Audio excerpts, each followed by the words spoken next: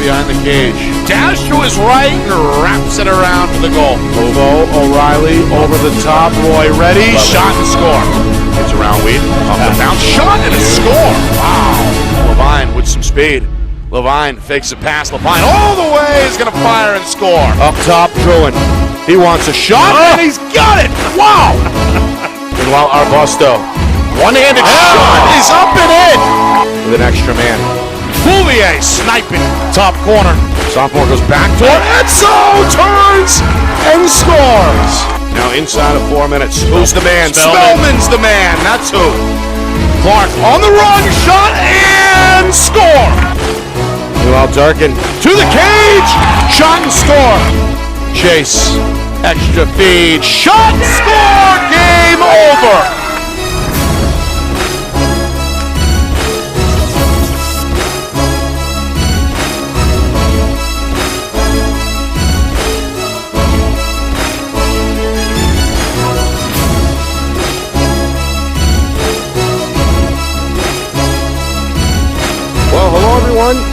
And welcome here to Exeter. Nick Anastas, Roger Howe with you, getting set for this 2022 NHIAA Boys Lacrosse Division I semifinal between the Pinkerton Astros and the defending champion Bishop Guertin Cardinals. A gorgeous night for lacrosse. Hot on the field. Anticipation growing for the next chapter and perhaps the greatest rivalry in the sport in the state. BG and Pinkerton for years were penciled in to the finals. They faced each other 8 times between 2013 and 2020. Coach Cameron's Cardinals won 5 of those 8 meetings. Former head coach Brian O'Reilly, who is of course the athletic director at Pinkerton Academy, was the head man in charge during those years. But Steve Gaudreau has taken over. Astros back in the semifinals following a big win over South in the quarters. BG steamrolled Bedford 18-2 to arrive here in the semifinal round. So both teams familiar with one another, Roger, and both coaches expecting an A-plus effort from their players. Yeah, they have to get it, Nick. There's no turning back on this one. There's no season left after the end of the game today. And, we'll talk more about the keys to the game. But I think both teams look healthy. Maybe a couple of folks out still on the Pinkerton squad, which we knew from the last game. But we'll certainly see what transpires here once the two face-off candidates go. Well, you hit it. That's the really big matchup of the night here. All eyes will be at the X. Two of the best, perhaps the two best face-off men in the state. Bishop Guertin senior J.J. Murphy on his way to Bryant. Pinkerton sophomore Cole Frank. The two are friends off the field and are used to dominating the opponent to a tune of usually 90+%, but it'll be interesting to see what happens here tonight. Murphy got the better of the regular season matchup, which went BG's way, by the way, last month, but we know it starts and really ends at the X tonight. It does, and this is where, I am just going to be dialed right in to see what happens in this competitive part of the game. Cole Frank went 22-0 in that game against Nashua South and didn't miss a beat. And that's kind of been a trend throughout the playoffs. The two games in Division II last night went the same way with Nick Smith dominating in the Exeter game and Logan Purvis for Derryfield dominating at the X for Derryfield. So J.J. Murphy had a very successful day against Bedford as well. He got pulled late in the third, if you recall. They put a couple of other guys out there on the face-offs, but he went 17-0. So something's got to give here, and maybe it ends up being on the wings for either team ultimately. Plenty of electricity in the air. First of two semifinals. Top seed Exeter will take on Londonderry later tonight here on Friday Night Lights New Hampshire, broadcasting tonight, of course, in conjunction with the NFHS Network. We'll step aside. Game time next when we return to Exeter here on Friday Night Lights New Hampshire. Our broadcast today, as it always is brought to you by Beals Insurance Agency, with locations now in both Bedford and Londonderry. Whether you need home, auto, or business insurance, Beals Insurance will get you both the price and quality coverage that's right for you. Just call 603-471-9999 or visit BealsInsurance.com to request a free quote and start saving money today. Again, that's BealsInsurance.com. The New Hampshire Tomahawks promote the highest level of club lacrosse competition, not just in the state, but in the country. Looking to get recruited? Director Chris Cameron keeps an open dialogue with the nation's top college lacrosse coaches. Over 400 New Hampshire Tomahawks alumni have played at the college level, including the ACC, Big East, Big Ten, Ivy, NESCAC, NE10, and more. New Hampshire Tomahawks coaching staff has over 100 coaches, including current high school, varsity, and college coaches. The Tomahawks offer training for players of all ages, clinics, camps, and leagues, along with spring, summer, and fall elite teams. So play with the best. The New Hampshire Tomahawks, showcase and development for college lacrosse. Visit NewHampshireTomahawks.com and girls.nhtomahawks.com. Hey, I'm Chad, the owner of New Hampshire iPhone Repair.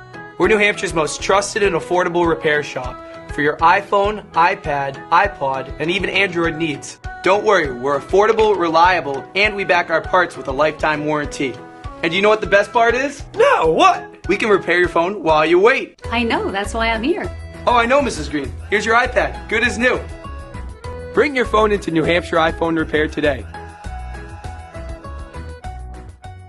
How can you reach your team's fundraising goals at no risk and no cost? MG Sports offers a variety of products to make your team's fundraiser a success. Their products include tickets and discount cards to hundreds of local businesses. MG Sports now has a digital platform where athletes can raise funds in the comfort and safety of their own home. So become another lacrosse program like Bedford, Goffstown, or Memorial that sets fundraising records every season. MG Sports, fundraising made easy. Visit mgsportsfundraising.com to start raising money for your team today. Are you thinking of selling your home? Well, now may be the time. Given that spring is here, the market is hot, and interest rates remain at all-time lows. It's time to call Roger Howe, a licensed professional realtor with the Bean Group. Not sure what your home is worth? Roger will provide a market analysis for you at no charge. With 12 years experience in residential, commercial, leasing, and investment properties, Roger knows your local market. So contact Roger Howe of the Bean Group today. At Dead River Company, the work we do is about more than just filling up tanks. It's about the everyday moments in your home. We're here to fix your heating equipment, so you have heat and hot water for moments like this. We brave the elements, so you're always safe and warm. Anytime, day or night. Because it's moments like this that we do everything we do. Dead River Company. It's not your job to worry about the heat. It's ours. Become a customer today, and we'll be there for the moments that matter to you. Well, we are underway here in Exeter. J.J. Murphy for Bishop Guertin, Cole Frank for Pinkerton. And the senior able to wrestle it off the ground, and the defending champions will open on offense. Nick Anastas, Roger Howe with you. One of two semifinals here, Division I, boys lacrosse, NHIAA semifinals here at Bill Ball Stadium. As we bring it to you live here on Friday Night Lights, New Hampshire, presented by Beals Insurance and broadcasting in conjunction tonight with the NFHS Network on NFHSnetwork.com. Cardinals undefeated against in-state competition and in search of a second straight title. It would be trophy number 11 overall, all under head coach Chris Cameron, when he took the job and took the sidelines in the spring of 2005. They made to the championship all but 3 times. Meanwhile, a lengthy opening possession here, a minute already gone by. The Cardinals continue to swing around the perimeter. While the Pinkerton defense gets loud, the sidelines trying to encourage their teammates. Cardinals go behind the cage. Kiley flings it far side. Up top, Sepiel steps in. Immediately double team. Bounce pass handled far side. And now a shot and a score by Gabord. That's Connor Gabord, the junior midfielder, an Army commit. Goes top shelf to beat the Pinkerton goaltender Curtis Michaud, and after a lengthy possession, BG strikes first. Yeah, and this was, just as you said, a very, very patient offense, but a little bit different wrinkle out of the Cardinals starting out here on offense, putting Timmy Kiley back at X behind the net and putting Quinn Sepiel up top. A little bit different look in a 1-4. Meanwhile, Frank going to even things up. Yeah, there's one. And also draw a flag. Took a hit up high from senior captain Zach Kukalachis. Able to keep his balance. And the first penalty of the game is on the way against the Cardinals. Coach Cameron does not look pleased on the home sideline. Nearly 2 minutes gone by. Pinkerton on the attack for the first time, trying to tie this game. Michael Uber on the run. The bouncer is a high chopper.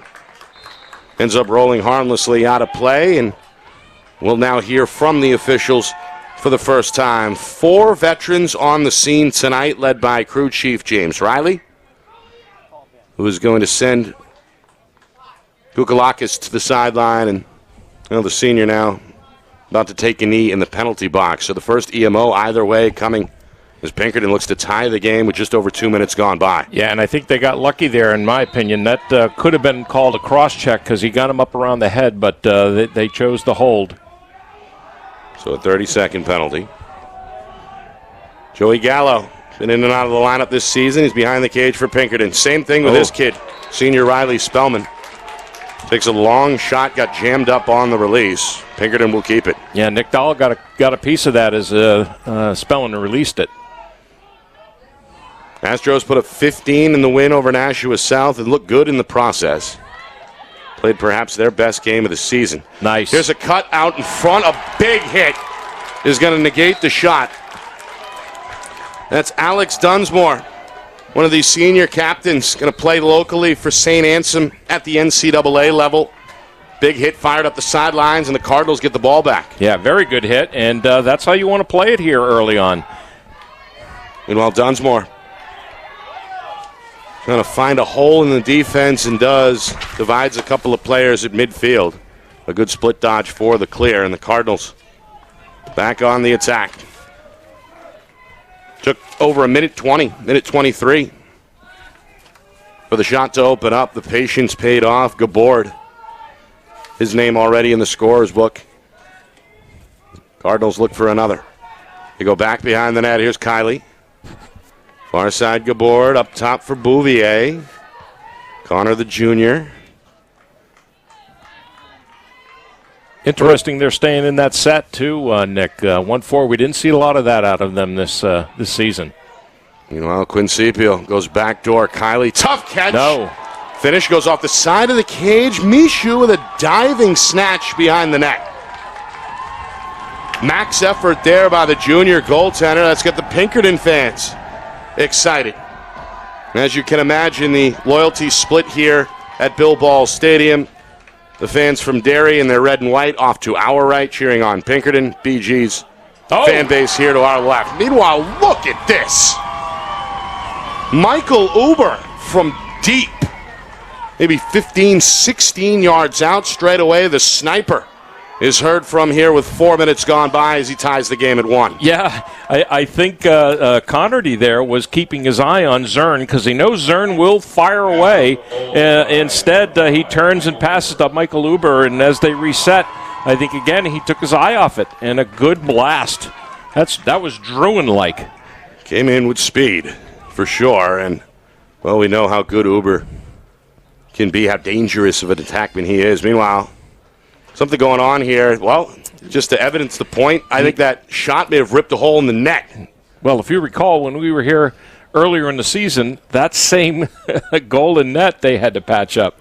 Yeah, that's right. That's right. There was a tiny hole, I think, just inside on the bottom left of one of the goals. This one, it looks like, is upstairs. And, yeah, there's a couple of gentlemen attending to the net. So, Uber, some smoke trailing that shot. Ripped a hole in the nylon. Emphasizes the point, ties the game at 1 in the process. I guess it's just evidence that the Blue Hawks are really just firing away at that net all season long, 17, 18 games into it, plus practices, who knows. But, yeah, that'll be on the budget for Bill Ball next year. Well, Uber, one of those veterans here on Pinkerton. Of course, the Astros fell in the semifinals last year to Exeter, but Uber, as a sophomore, certainly held his own. He's upped his game and, again, brings kind of a I-can-do-it attitude, for sure. A guy that you can rely on for some goals in a timely fashion. Yeah, he's a utilitarian type of midfielder. He'll pick up the heavy lifting when Spellman's out or Lynch is off in his game. But we've seen him do some special things out there. He had 2 goals against South, so he can do it. All right. Got the net repaired. Ready to resume. These two have been battling, and this one is going to be awarded to Pinkerton. So right now, sophomore Cole Frank has won 2 of the 3, including the last 2. Meanwhile, a shot and a stop. That's the junior goaltender Connerty. A quick, long outlet pass is mishandled near midfield, and now we've got a good old-fashioned pig pile. That's Kukalachis going to lower that left shoulder. Come up with the clear after securing the ground ball. Meanwhile, Sepiel in some trouble near side. That's the long pole Zern who got to him for Pinkerton. Meanwhile, some hitting behind the play. An elbow is thrown, and the official is going to give this one to the Cardinals. Disagree. Well, we're going to have to see what kind of an approach this veteran crew takes here. It's going to be a tough game to officiate, Roger. We expect a lot of physical play for 4 quarters. Yeah, and I think, the trend's been to let them play in the playoffs. So I fully expect to see that tonight for sure. 1 penalty early against the Cardinals. And again, the push there a moment ago against the Pinkerton defense.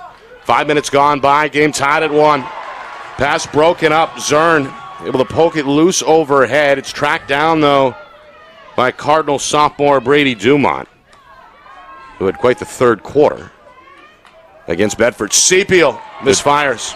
Zern is everywhere. Zern challenging the shot. He may have gotten a piece. That one flies erratically out of play in the far corner. Cardinals restart. They keep Kylie behind the net. Coming up at the midway point, first quarter. Cardinals scored on their opening trip. Took nearly 90 seconds off the clock. Have not scored since.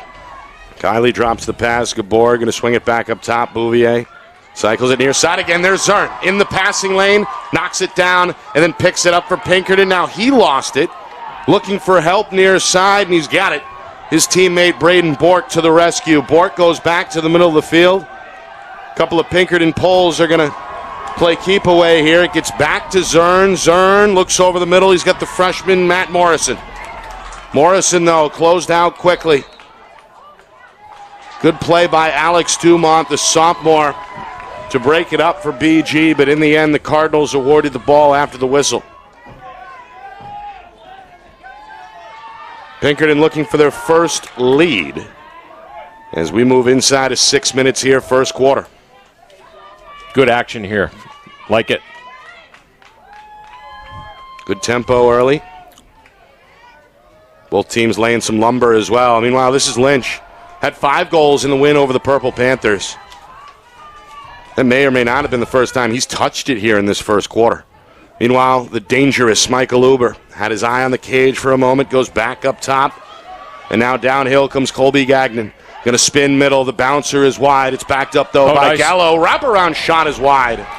Foot race to the near sideline, and good hustle by Colin Rourke to win the foot race for Bishop Guertin. The junior defenseman headed to Hofstra gets his team the ball back. Good hustle. Boy, they're putting it all out on the field right now, both teams. Inside of 5 minutes, first quarter. BG looking to reclaim the lead after a good stop on the other end. Astro coach Steve Gaudreau, arms crossed, trying to coach up this defense. What have we seen here defensively, Roger, from the Astros so far? They're in their standard set, and BG is going into this 1-4 set, which kind of packs the middle a bit and lessens the freelancing somewhat for BG, which we're used to seeing. But they're being very aggressive, and they're getting over to adjacent passes very quick, as you can see right now. Outside, just a bit wide, hit the netting on the side of the cage. Junior headed to Brown, had a good shooting lane. Game stays tied at 1. We head towards 4 minutes first quarter. And we've seen this before out of Pinkerton and BG. Several years ago, defensive battle in the semifinals, if I recall, at Bedford High School. That one rolled across the carpet. Ended up in the stick of the goaltender, Michaud. Pinkerton sideline fired up. They go over the top for the clear. Zern, the long pole, going to dance here in the middle of the field. Looking for a teammate to dump it off to. He's got Gagnon. Gagnon running to space here along the near side. Now his goal line extended. Again, Astros looking for their first lead here as we tick down towards 3 minutes first quarter. Yeah, Zern has touched the ball more now in the first quarter than he did during the entire warm-up.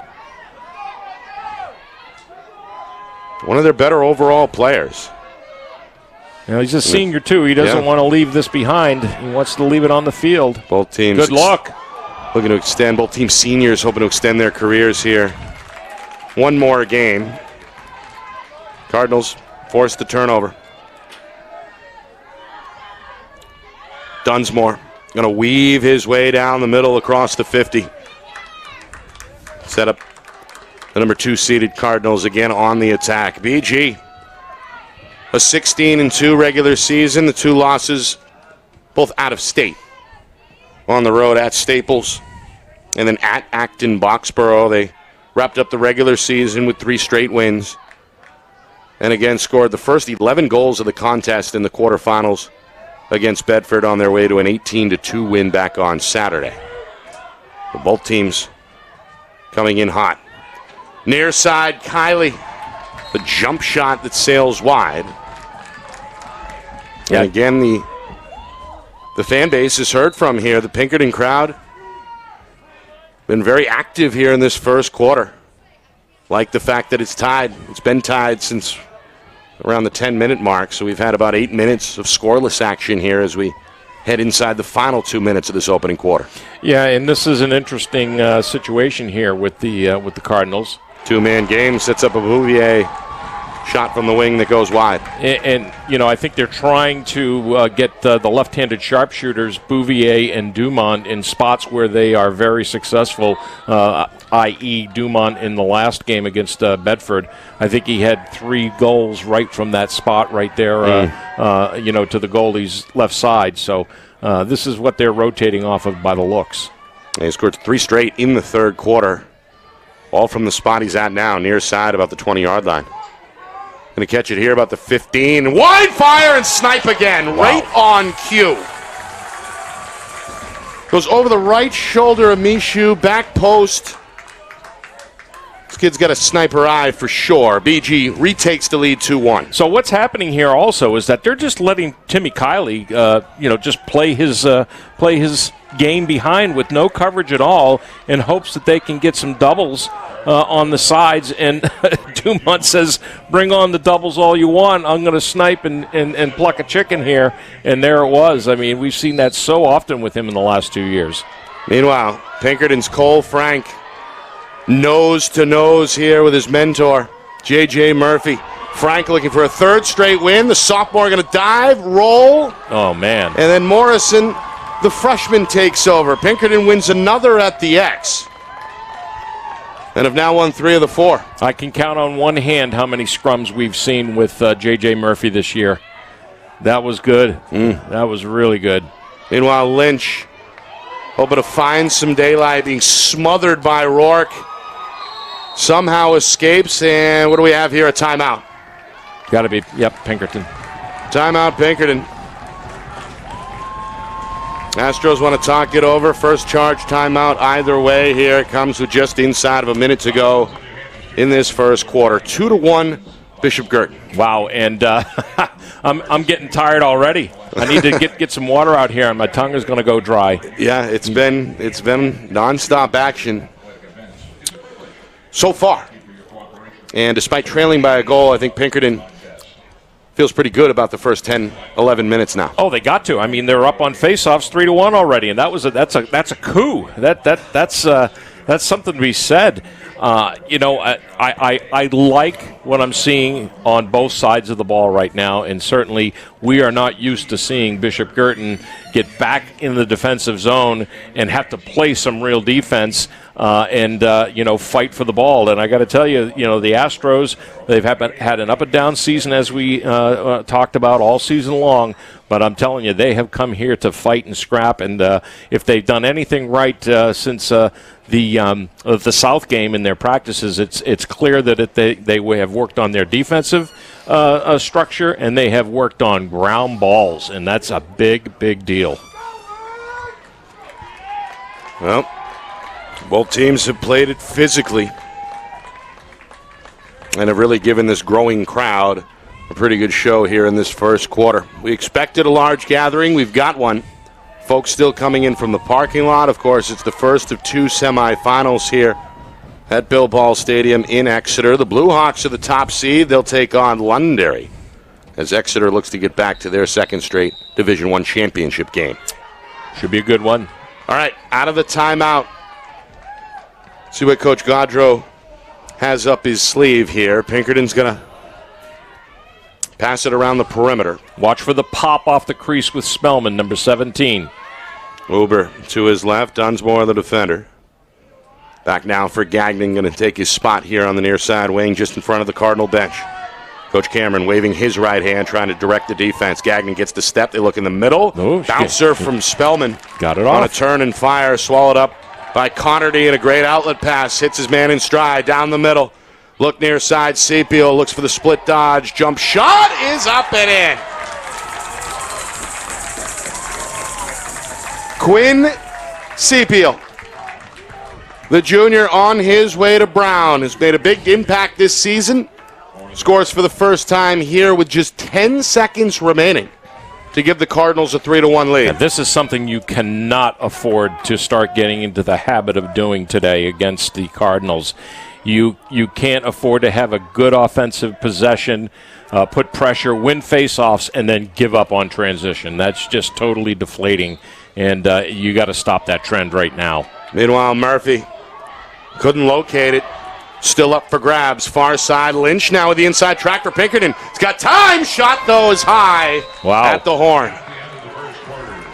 BG dodges a bullet and take a 3-1 lead into the second quarter.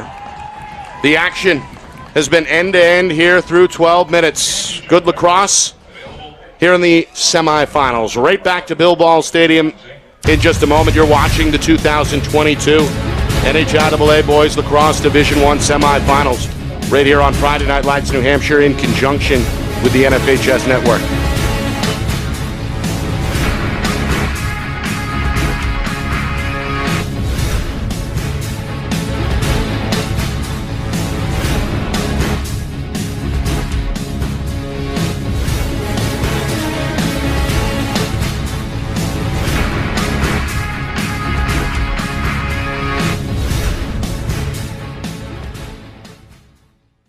Our broadcast today, as it always is brought to you by Beals Insurance Agency, with locations now in both Bedford and Londonderry. Whether you need home, auto, or business insurance, Beals Insurance will get you both the price and quality coverage that's right for you. Just call 603-471-9999 or visit BealsInsurance.com to request a free quote and start saving money today. Again, that's BealsInsurance.com.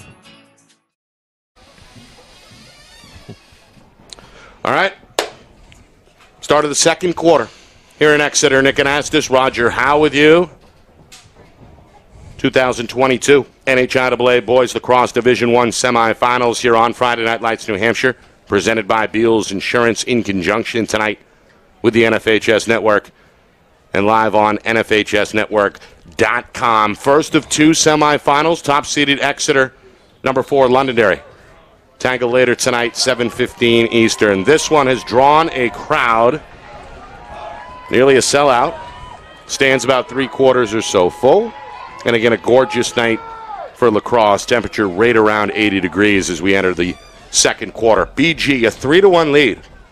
Both teams exchange goals in the first 2 minutes. BG on their first possession got a goal from Connor Gabord, the junior, on his way to Army.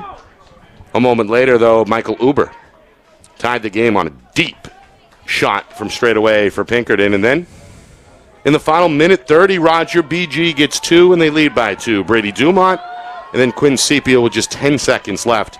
And that's where we are here, 12 minutes in, 3-1 Cardinals. Great first quarter of lacrosse. Absolutely. Murphy, after losing 4 straight, which is unheard of, wins one with relative ease there. And again, the Cardinals back on the attack. A chance to start building a run here. If they can score on this trip, it'll be 3 straight. Yeah, let's see the set here. They were in 1-4 almost. Well, not almost. The entire first quarter they were in 1-4. And now they're going into just a good old 1-3. Good, Kylie still behind the cage. Cardinals have shown patience. Coach Cameron, in his signature pose, got the arms crossed behind his back, watching the offense operate. Again, the Cardinals taking their time here. Almost a minute gone, second quarter. Astros remain in zone defense as well, which has been successful for them. Coach Cameron said on the Sunday morning show that they've been thrown zones all season long, and they seem to adapt well to that. Let's see what they can do here. Got a moving screen against Sepia. Sure do. Leaned into his right. Cardinals a quick restart. They get Pinkerton. Here's Bork down the middle. Left side. He's got a man stepping through. Shot is wide. First offering from the junior attackman Matt Fioli. A bouncer to the left. It's backed up, though, by his teammate Lynch. They have got to capitalize on those opportunities. They cannot afford to be chasing balls all night. Lynch trying to muscle near post. Not going to happen against Rourke. The Hofstra commit knocks him over. Ball flies loose. Cardinals get to it. Nick Dahl, another one of these senior captains with a ground ball to his credit. And now Dunsmore, a little shake and bake, trying to avoid 2 Astro defenders. Swimming upstream. Ooh, nice pop. Avoids the hit. Or takes the hit, but avoids losing his balance. Going to take another here as Uber continues to ride him. Cardinals trying to settle in.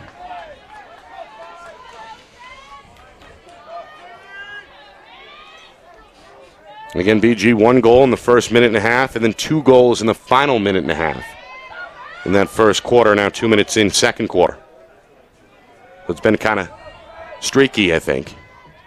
A little too streaky maybe for Coach Cameron. I'm sure he'd like to see some consistency start right here.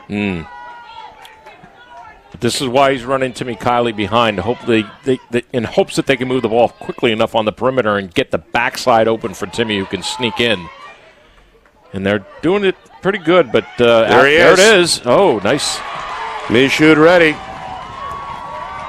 You were right, Roger. Kiley came in off the curl, got the shot off, but Michoud read that one well, and a good clear for Zern, another for the long pole senior. Going to circle by Bouvier, come down the middle, and lose it from behind.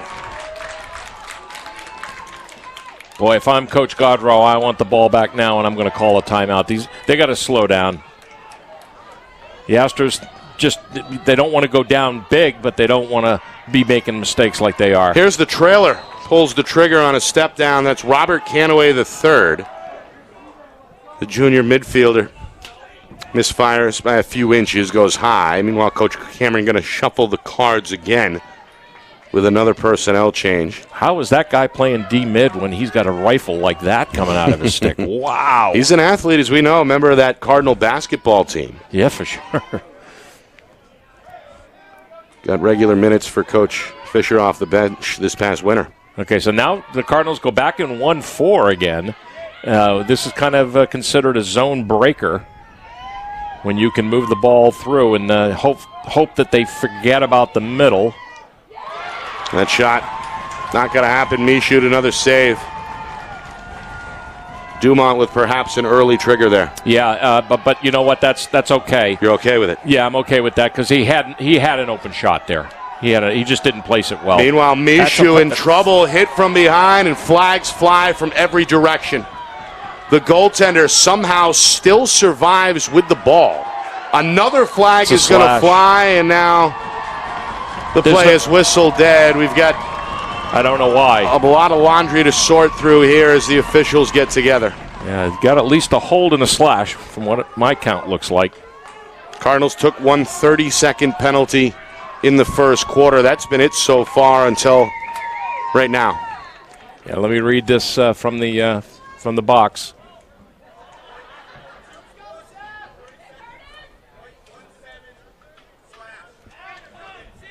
Okay, we got a push and a slash. Yep. 30-second penalty, 160. Seapiel is down on his right knee, and he's catching an earload here from Coach Cameron. And Dumont's the other one. So Seapiel gets the hold, and it looks like Dumont gets the slash. That's Alex Dumont, the long stick. So he's also got to explain himself to the longtime head coach. Let's see what they come out. Yep. Great opportunity for Pinkerton here to cut the deficit in half. Just over 4 minutes gone by, second quarter. Gallo up there top. Spellman, nope. Connerty looks like stopped that shot with his left forearm. Right Foot on. race won by Pinkerton behind the cage, so it stays here. Gallo a quick restart. Uber wants one. Connerty makes the save, head height. Junior goaltender read that one the whole way. Now another whistle here, and I think we have a timeout from Coach Cameron. That'll be the first. All right. We got a timeout, which means I'm going to remind folks exactly who's bringing us the broadcast tonight, if I can get this straight. It's brought to you by Beals Insurance. We know that. Locations in both Bedford and Londonderry. Whether you need home, auto, or business insurance, Beals Insurance will get you the price and quality coverage that's right for you. Visit BealsInsurance.com. Also by MG Sports Fundraising. That's fundraising made easy.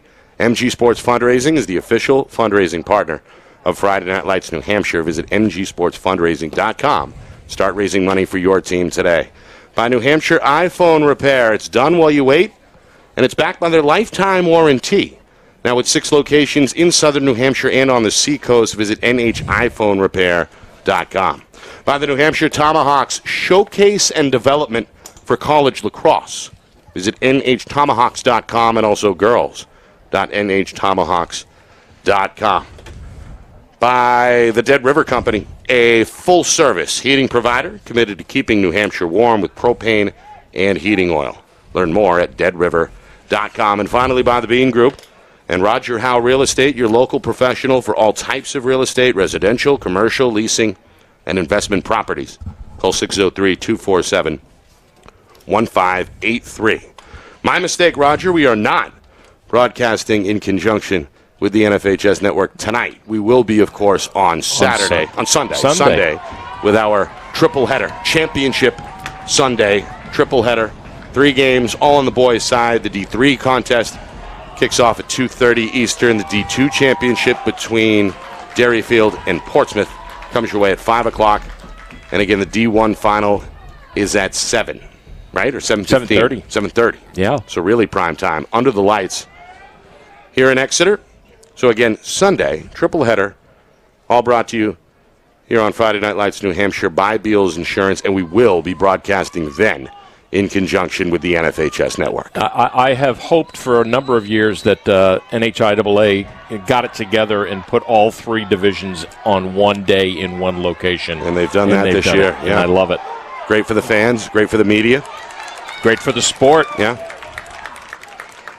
Cardinals get the clear coming out of the timeout. They're still shorthanded for the next 10 seconds. They've got one of the 2 out of the box already and look to even things up here as we move just past 5 minutes gone by second quarter. Well, they kill the penalty there at 6:48, so that should do it. Okay, both Broderick and Gabord come trotting on. Coach Cameron's got the personnel he wants, but he sees a turnover go out of bounds near sideline and loses it. There was a lot of strategy built up from that timeout, and it worked. And then they unforced error. They throw it out of bounds. He is not happy. Pinkerton. Oh! Trying to get it out of their own end. Pass knocked down. The long pole trying to chase it. That's Chase Jackson. Or Jackson Chase, the freshman. The closest to it there for Pinkerton. We get a whistle, and we get a timeout by the Astros. Wow. So the freshman is bailed out by Coach Gaudreau on the sidelines. However, that's going to cost Pinkerton their final timeout of this first half as we hit the midway point second quarter. Yeah, I'm okay with that. I think the timing of it is good. I think they got a break there because I was watching official Riley, and that ball looked like it was out of bounds before the timeout. But I got earmuffs on too, so the bench could have been screaming, long before that. But man, if I'm Coach Gaudreau, I'm telling these guys, listen. You're only down by 2 goals. It's not like you're in the hole a half a dozen, goals here. We need a good possession, and we need some movement, and we need something that's going to test Connerty on the ground. The last 3 saves Connerty has made have all been right in his cross. So they need to mix up their shot repertoire, and they need to get good looks and not try and force things at this point. They need to calm down. It's a mature team, an experienced team, experienced coaching staff. They need to get these boys calmed down. Nobody has scored here in the second quarter. We saw a long scoreless stretch in the first quarter. Both teams exchanged goals through the first 4 minutes. BG scored 2 more in the final 90 seconds of the first quarter, and we've been stuck at 3-1 since. About to pass the midway point here, second quarter. All right, let's see what the Astros have come up with coming out of the timeout. I'm going to spread the field here. Uber, now from straight away, wants to come at Dunsmore. On the run to his left. Bouncer goes off the post. Wow. Long ricochet to the sideline. Foot race, won by Uber. Full extension at the tail end of the run made the difference there for the junior. And what's the difference in the shot? He shot it low, right at his feet. Yeah, an inch or two to the inside. That's a goal. Meanwhile, Gallo to his right. Slide started to come over. And now Gallo being chased by Rourke in front of the Pinkerton bench. Not Rourke, rather, but by Nick Dahl. Another long pole defenseman. Yeah, this is the defense that BG threw at Bedford the other day. Just everywhere the ball carrier goes, you're going and you're harassing them. And then they try to shut off adjacent opportunities. Spellman, turn and fire. Won't go. Backed up by Gallo. Boy, Gallo has definitely lost a step. You can tell in that stretch he just made with the knee brace on. But he hustled hard and got that ball back. He's been in and out of the lineup for Pinkerton along with his teammate Riley Spellman. Spellman was dinged up Saturday. Finished the game in street clothes. Gallo showing you he looks healthy there. Pulled the trigger with Rourke all over him. Sneaks it by Connerty, and Pinkerton is within 1 as we move inside of 5 minutes to go until halftime. Yeah, my Pinkerton insider told me after that game that Riley Spellman, and you can remember this, he was taken out of the game at the end of that game in the fourth quarter, that his shoulder had blown up like a balloon, and they had him wrapped in ice bags and all that. But man, he looked pretty good out there with Gallo on that one, and he's looked good so far. Meanwhile, Murphy has quietly won 2 straight at the X. The senior hoping to tie up the category with his counterpart, Frank. Again, Coach Cameron going to make some subs here. Murphy off to the side. Sepiel gives it over, and now Bouvier set to trigger the offense here as we move towards 4 minutes, second quarter. BG yet to score since they did at the tail end of the first quarter. Sepiel, after a good split dodge, scored with just 10 seconds left, but the attack has not been heard from since.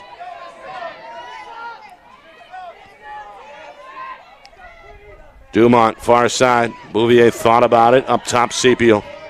A little different personnel in slots here. You got Dumont at X, and you got Kiley on the crease now. Good board. Looking to get Bouvier in a spot. Over the middle, Kiley. Swallowed up immediately on the catch. The youngsters passes batted down. Zern again. Putting on a show defensively, and now a full sprint by the long pole. He's got Fioli. Fioli going to come middle. Shot, knocked down. May have went off the post. I think it did. Second one here in this quarter to ring the iron. Pinkerton, though, another ground ball. Astros going to keep it here. Chance to tie the game. Fioli pumping the brakes. In no hurry in that far corner, given room by the defender, Dylan Young.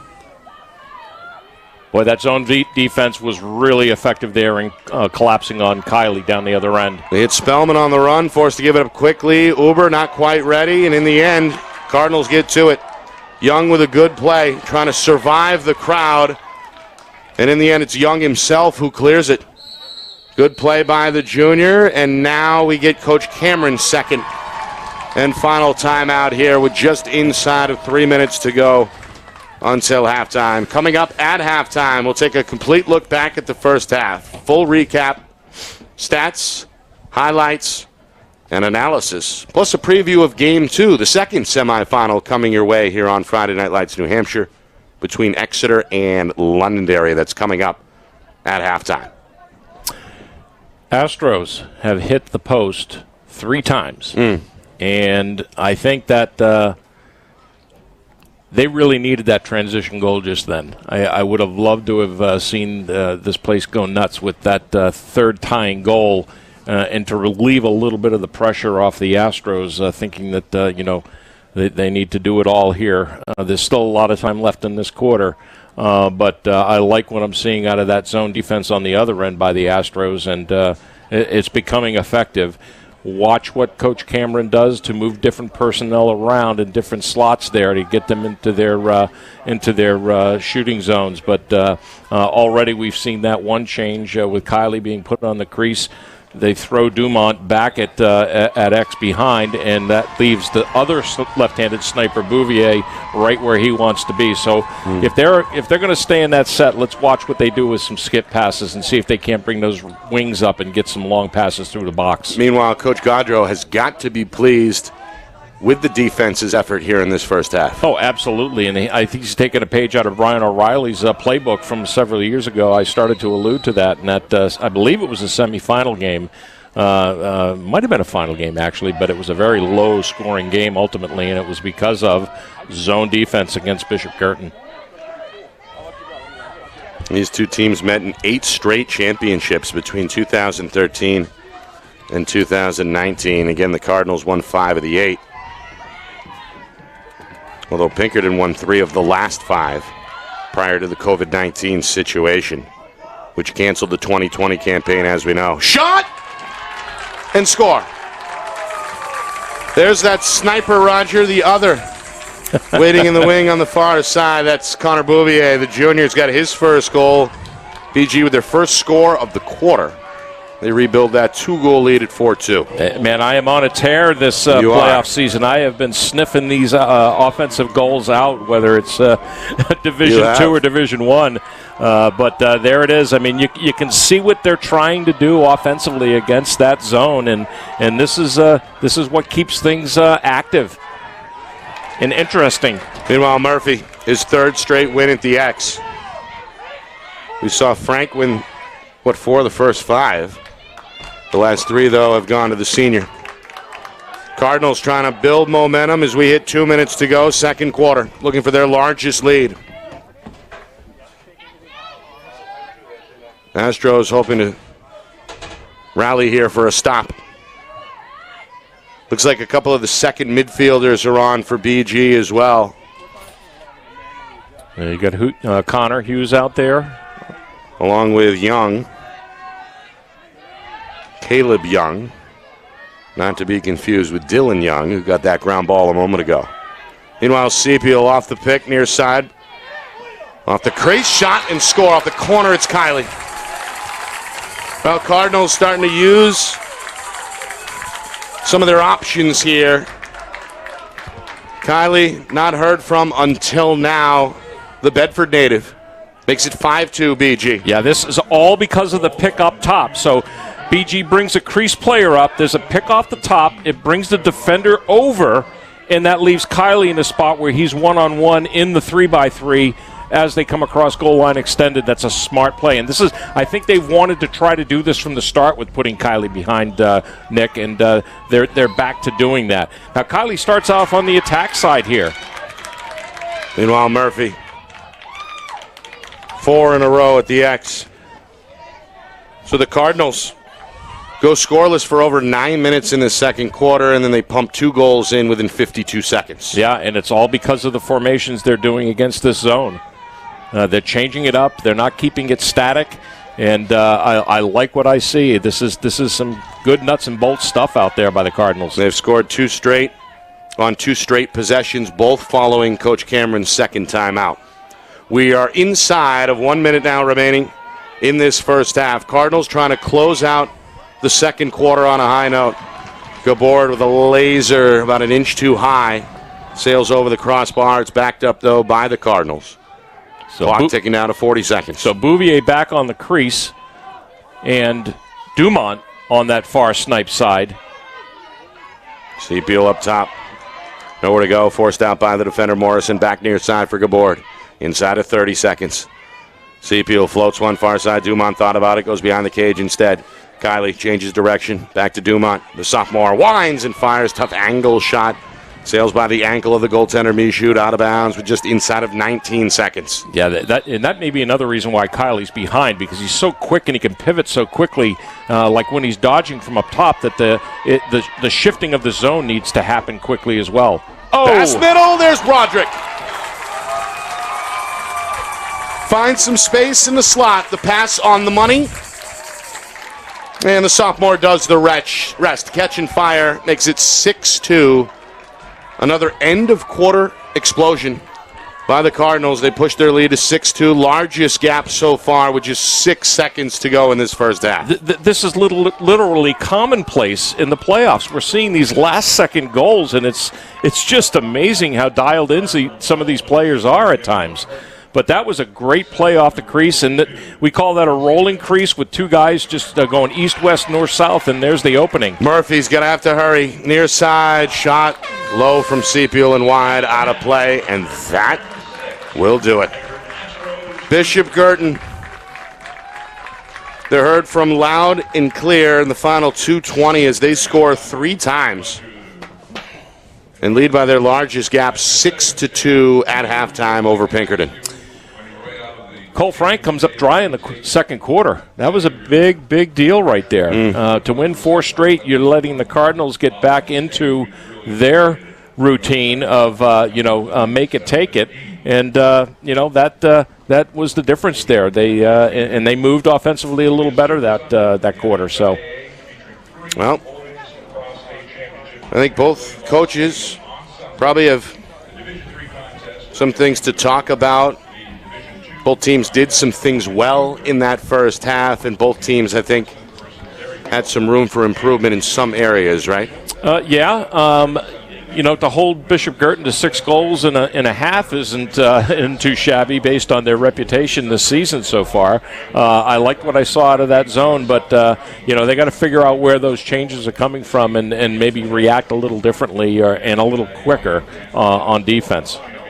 All right, coming up at halftime, we'll take a look at that first half. Full recap on the way. Roger's got his stats here ready to share those with you, plus a preview of the second semifinal between top-seeded Exeter and Londonderry coming up later tonight here on Friday Night Lights, New Hampshire. 6-2 BG looking to get back to the championship so they can defend their crown. Pinkerton looking for an upset here in the semifinals. You are watching the 2022 NHIAA Boys Lacrosse Division I semifinals right here on Friday Night Lights, New Hampshire, presented by Beals Insurance.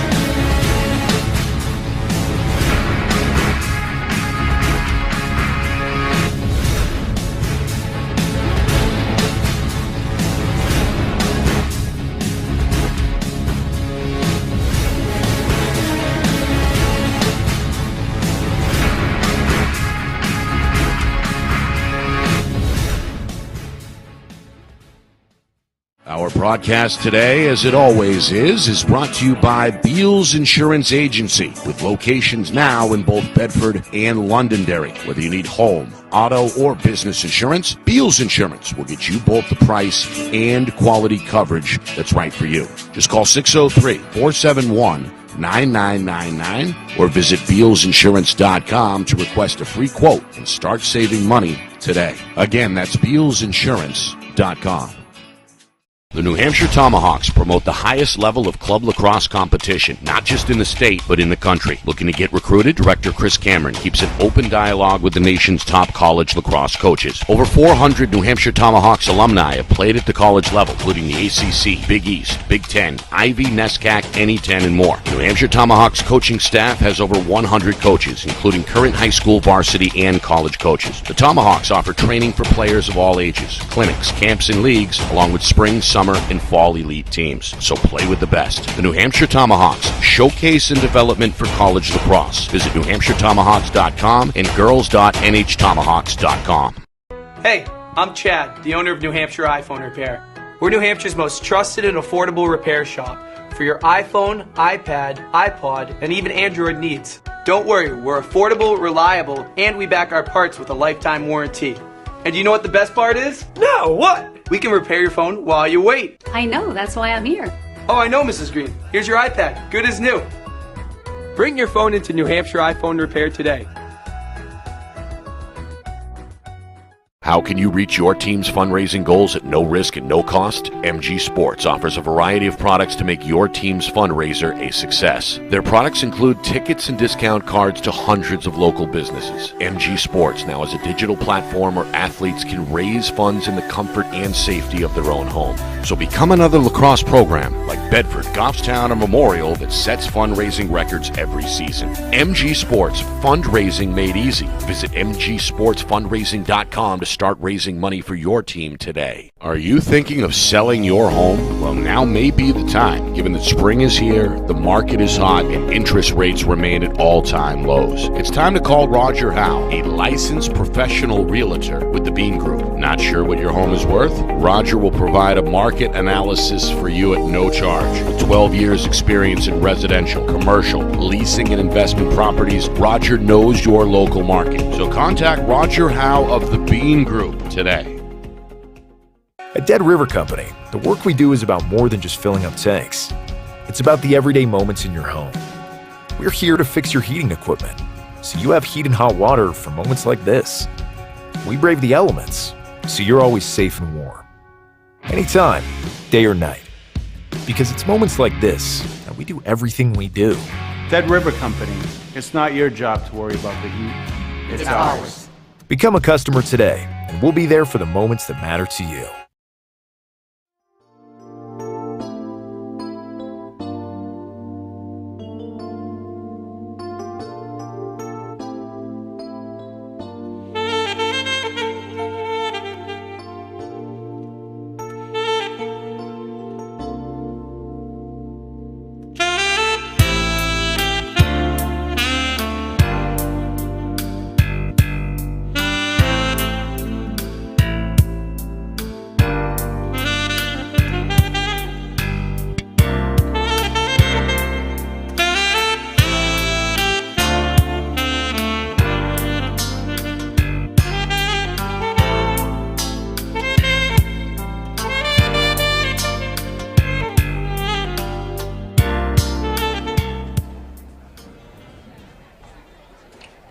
Halftime here in Exeter. BG leading Pinkerton 6-2. And up and down, I'd say, first half. Really for both teams. Pinkerton hanging around after the 2 goals are exchanged in the first 4 minutes. BG struck first. Connor Gabord made it 1-0 after a lengthy first possession for the Cardinals. Pinkerton got the answer from junior Michael Uber. Then we had a dry spell up until the final 90 seconds of the first quarter. BG gets 2. Brady Dumont, Quinn Sepiel, with just 10 seconds left in that first quarter. So 3-1 Cardinals after 1. Second quarter. Pinkerton's Joey Gallo, after we get another dry spell of 7 minutes, scores at the 5-minute mark to go and brings Pinkerton within 1. And then another strong end-of-quarter performance for Coach Cameron's club. The longtime ball coach calls a timeout, and then his team scores 3 goals over the final 2 minutes and 21 seconds. Connor Bouvier, Tim Kiley, Kevin Broderick in that order.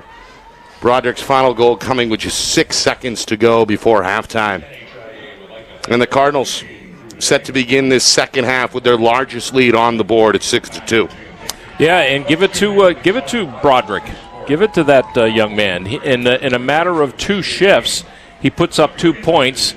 He assists on Timmy Kiley's goal and then turns right around in the next possession and gets the assist from Connor Gabord and scores his first goal of the game to close out that quarter.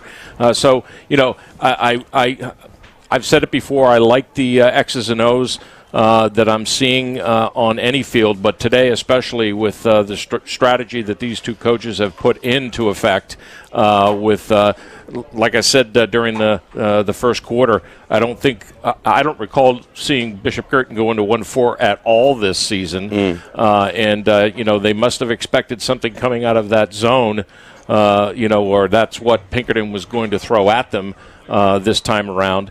And sure enough, you know, they found a way to find the kink in the armor and capitalize on that. And, of course, the matchup we've all been watching at the Face-Off X. Early, it went Cole Frank's way. Sophomore won 4 the first 5. And then J.J. Murphy wins 5 in a row, goes 5-0 in the second quarter. And that helps the Cardinals extend that end of second quarter run. Yeah, and if it hadn't been for that, we'd only be talking about BG capitalizing on the new sets and the change of personnel and how they rotated things. I was very impressed on that last goal as well, how there was a nice pick up top. On the second to last goal, Timmy Kiley's goal. But Pinkerton, you know, again, I'll go back to them hitting the post and missing some opportunities. You know, they've had their chances. They just have not put the ball in the net and finished.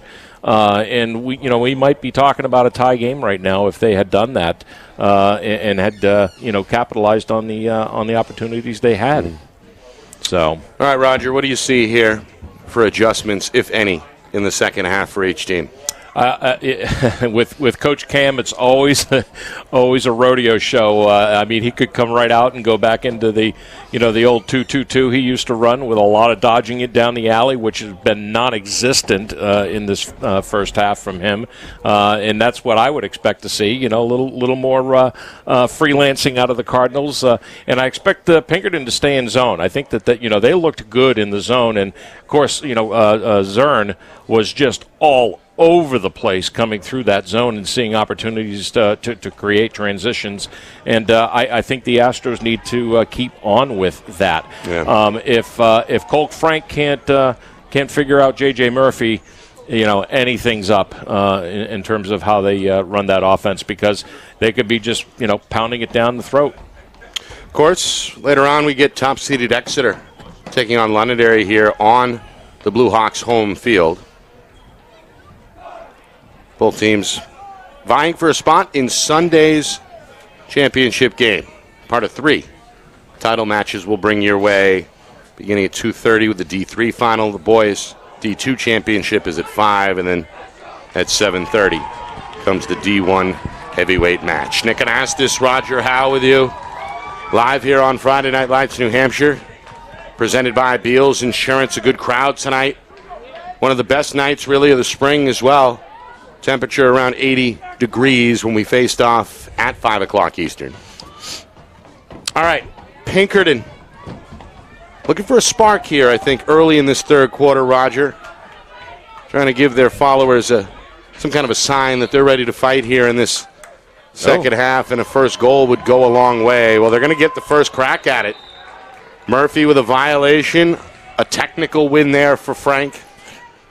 That's what Pinkerton needed here. They start on the right foot to begin this third quarter. Yeah, and I would not put it past J.J. Murphy and Coach Cam to say, go violate on this one. Go early and just see if you can't figure out what Cole Frank is going to do next, because he obviously had to do some correcting and make some changes. And hey, what the heck is a violation when you can win 5 straight in the next 3? Meanwhile, Gallo fans on the shot. He got the step on the defender. Another ground ball for the Cardinals. Rourke, who has played well tonight, the Hofstra commit, able to find some space, and now it's Dunsmore down the middle. Dunsmore floats one over the top. Waiting on the far side is Nick Dahl. The senior safely able to catch on the Cardinals side of the 50, so the attack with a minute gone by, looking to extend the BG lead to 5 for the first time. Yeah, looks like Kiley played most of that first half behind the net. He starts here behind the cage on their first trip of the third quarter. And they're going to keep it the same on both sides. Zone defense, 1-4. So no apparent adjustments here in terms of the sets. CPO going to swing near side. Dumont cycles it behind the cage. Kiley is given room to operate. Far side, good board. Step down for CPO is wide left. Shot had some speed. The junior. A little off target, though, as that sails right. Kiley ready for the restart. Now a whistle here from the official. Get him back there. Didn't like the spot that Kiley took up on the restart, apparently. Yeah, I'm okay with that. I always taught my players, take what you can get and make them move you back. Nice save. Able to drop to his knees and stop it with his chest as Michoud. However, Broderick somehow comes up with a ground ball. Gets swallowed up, knocked to the ground, and another whistle here. Broderick a little shaken up. Had 2 players land on his back, it looked like, on his way to the turf. Other than the injury, I think this was an in the crease call. Oh, no, he's going to call the hold. Okay, yeah, he held him down on the ground, that's for sure. Was after the shot? Yep. We get another look at the initial offering from Dumont, and then ultimately the rebound for Broderick. Broderick draws the whistle. BG gets another crack here with 2 minutes gone by, third quarter.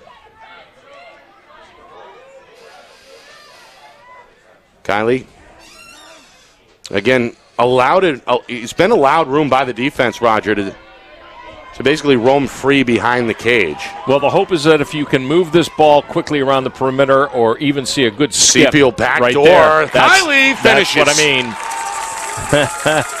Roger, you're all over it again. The youngster kind of called for it there. Knew the defense wasn't quite in tune. Unnoticed behind the last row of defenders. Called for it. CPL's pass is on the money. And Kiley finishes for the second time in this one. Well, this is exactly what I'm talking about. Cameron is hoping that the defense will completely forget about Kiley roaming free back there. And he's so quick and he can find a spot that they do forget. And you can even see the defender realizing, oh, my God, we left him open, and he had to hustle back there, but to no avail. Here comes Frank off the faceoff win. Fioli near side, fires, and scores. A blazer through the 5-hole. The Astro fan base shaking the crowd here, shaking the stands, the aluminum rattling here at Bill Ball Stadium following the third Pinkerton goal. Well, listen, they needed this, and this is a taste of the Cardinals' medicine with shutting off that momentum right from the start of the faceoff. This one up for grabs, rolls at the feet of Coach Cameron, out of bounds, and awarded to the Cardinals. Young on the restart, going to sprint down the middle.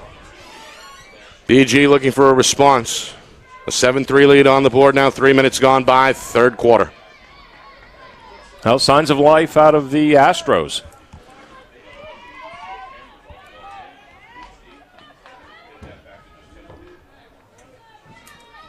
Now, this offense has been patient from the get-go. It took nearly 90 seconds off the clock on their first possession of the game. And I've seen several possessions go over a minute long. Meanwhile, Zern continuing to wreak havoc in the passing lanes, gets that long stick to knock the pass away. Cardinals, though, have done a good job recovering. And do so again here. Seapiel step down shot too high. Yeah, Go ahead, Ron. I think they got lucky there. Seapiel just chose to pick a corner, but he had a clear shot there. If he had put that on the ground through traffic, he might have seen better success. It's been a long road for Seapiel. Missed all of last season with an ACL injury. Still able to commit to Brown back in the fall. Got another year to get healthy before he heads down to Rhode Island. And really a terrific young student athlete, very well spoken. We interviewed him on Sunday.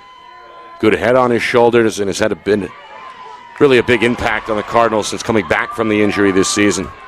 Meanwhile, on the scrum, we got a flag. This one blown dead here on the near side wing after the shot was sent away, and we've got a penalty coming against Pinkerton. Well, the Cardinal fans made the drive up Route 111 from Nashua. Happy here. It's the first penalty against Pinkerton in this one. They were mistake-free in that first half, but not here. What do we have, Roger? Legal body check, and it's going to be locked for 2. Oh, it's against BG? Yeah, it had to have been because BG got possession and they blew the whistle. Coach Cameron may be surprised as well, shrugging his shoulders. Yeah, I'm going to take a. It's against Bouvier. It's Bouvier, number 1 right here, kind of leans in and then extends there it is. With that right elbow. Yep. Upstairs, right into the jaw of Astro freshman Jackson Chase. So, another EMO for Pinkerton. It went 0 for 2 in that first half, trying to make this a 3-goal game again. They have got to capitalize here. They got to come out of this with at least 2 goals. Up top, Spellman near side. Good catch by Gallo. Yes. Shot and score. The junior midfielder from straight away goes upstairs to light the lamp. The man-up goal brings Pinkerton within 3 at 7-4. Yeah, the goal that almost didn't happen here. The pass from Spellman almost got away from Joey, and Joey turns it into lemonade. He like, yeah, I mean, without that jump, he had a stick from Dahl right in his face. And, hey, you can turn that over. And now they need this face-off bad. They've got to capitalize on what remains of this locked-in penalty. 7-4. Back-to-back goals for the Astros. There it is. Well done, Cole Frank. Frank, after getting the better of Murphy in the first quarter, was shut out by Murphy in the second quarter, and now starting to get on another roll here for Pinkerton. Astros, meanwhile, trying to build some momentum here as they seek their 3rd straight goal with now 5 minutes gone by, 3rd quarter. And I'm going to say this tongue-in-cheek, but it looked like Cole Frank went to the Friday Night Lights archives in that game against Derryfield last night, and Logan Purvis was doing that all night, just flipping it back to his wings. Well done. D2 championship matchup is set, as we know. It's the 2 top seeds, Portsmouth and Derryfield, coming up Sunday at 5 o'clock. We'll have coverage here on Friday Night Lights New Hampshire in conjunction with the NFHS Network on Sunday. Up top, Spellman, shot and score. The senior letting his emotions run wild here as he celebrates with his teammates. It's been an up-and-down season for the senior. In and out of the lineup, battling injuries, but, well, Roger, he may not be 100% even tonight, but even at 80 or so percent, he's still a very good player with a very good shot. Goes over the left shoulder of the goaltender, Connerty and Pinkerton. Don't look now, but they're back within 2 at the midway point here, 3rd quarter at 7-5. I'm going to tell you, all they did was trade assists and goals there. Good job by the Astros capitalizing. They come out of that with 2, and it's still a locked-in penalty. There's still time on this, so watch for the Cardinals to just rag this, and to their benefit, J.J. Murphy comes up with the ball. Yeah, I was about to say a timely face-off win there for Murphy. The senior jogs off the field, his team with possession. Last few seconds here of the penalty. Killed off as we move inside of 6 minutes. We go back to even strength. Bouvier trots back onto the field for BG. 7-5. Cardinals need an answer. Got a goal in the first 2.5 minutes of this third quarter from Tim Kiley, but have not been heard from since. Zepiel looking for the pick to his left. Whoa. Played by Zern off the switch, and that forces an errant pass that goes out of bounds. Too hot for Gabord. Turned over to Pinkerton. Yeah, but you know what? This is still just good defense. The defense is getting their stick in the passing lanes, and when the offensive players see that, they've got to adjust so that the ball isn't getting picked off. And there was a prime example of Zepiel tried to get it up over his stick, and it goes out of bounds. Astros got the momentum on their side. They've scored 3 straight, but they may give it away here. Fioli trying to recover in the corner. Can't get there. An error there by Pinkerton. Just a mistake as Fioli may have taken his eye off it. He took his eye off it initially, and then he thought he heard footsteps coming up behind him. That was a ghost defender because he had time to get that, and it just blooped out of his stick. He didn't approach it cleanly. Inside of 5 minutes, third quarter. Cardinals with a 7-5 lead. Haven't scored now in over 5 minutes. Still, though, the patience has been there throughout this one. Dumont near side for Zepiel. A little different look now, Roger, offensively. Yeah, I'm looking for the other guy. They go back door. Kiley's there, but Michoud is ready. Unless I'm not counting right, I see 5 players out there. Meanwhile, Kiley knocked to the ground on the shot, and the junior slow to get up. The Sacred Heart commit may be the smallest player either way on the field tonight. Took a pretty good shot after the release, and we've got a flag on the play. Comes with just over 4:15 as we get a look at the laundry, and now a look at the replay. Yeah, it looks like Joey Gallo. How does Joey Gallo end up on defense, Pinkerton? First Pinkerton penalty. We saw 3 EMOs for the Astros, and now we see one for the Cardinals. Coach Cameron, a word with Kiley. Those two were in a long conversation at halftime as well.